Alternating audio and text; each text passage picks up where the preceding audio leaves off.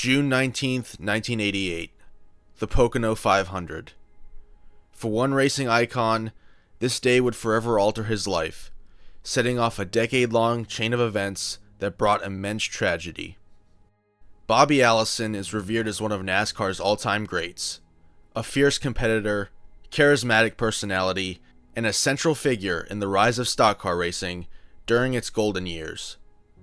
With 84 career wins and the 1983 Winston Cup Championship, his legacy was already cemented by the late 1980s. However, behind all the winning, Bobby Allison's post-1988 life would come to be defined more by personal tragedy than professional triumph. From a devastating crash that ended his racing career to the heartbreaking deaths of both of his sons, Clifford in 1992 and Davey in 1993, Allison's story became a testament not only to the highest of highs, but also to the unrelenting pain of loss. Bobby Allison's career came to an abrupt and tragic end on that day in Pocono. On the opening lap, Allison's car hit the wall head-on and then veered into the path of Giacomo Giacomo's vehicle. The impact resulted in a severe head injury and massive internal trauma. He was airlifted to a hospital and spent weeks in critical care. Allison was knocked unconscious, given last rites by a priest, and was even originally pronounced dead before doctors noticed signs of life and brought him back.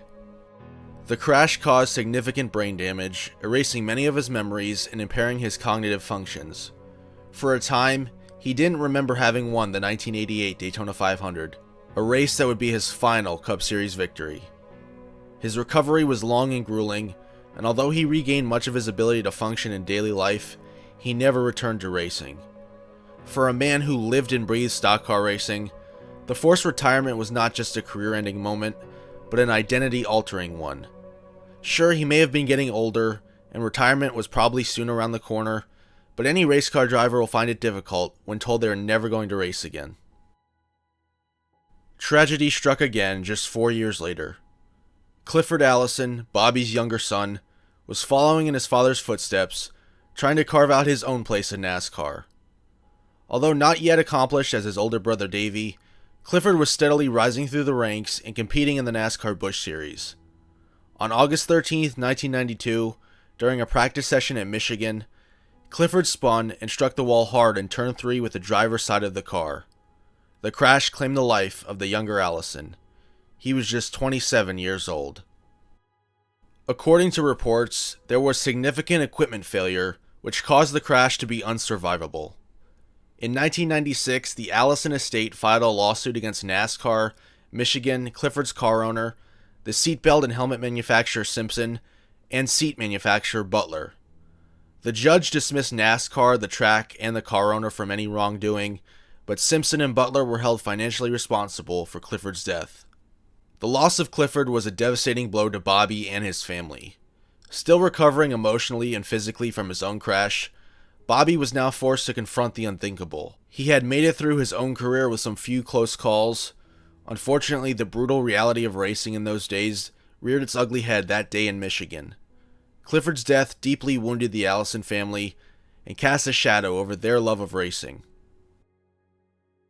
Davey Allison was, by the early 1990s, one of NASCAR's brightest stars.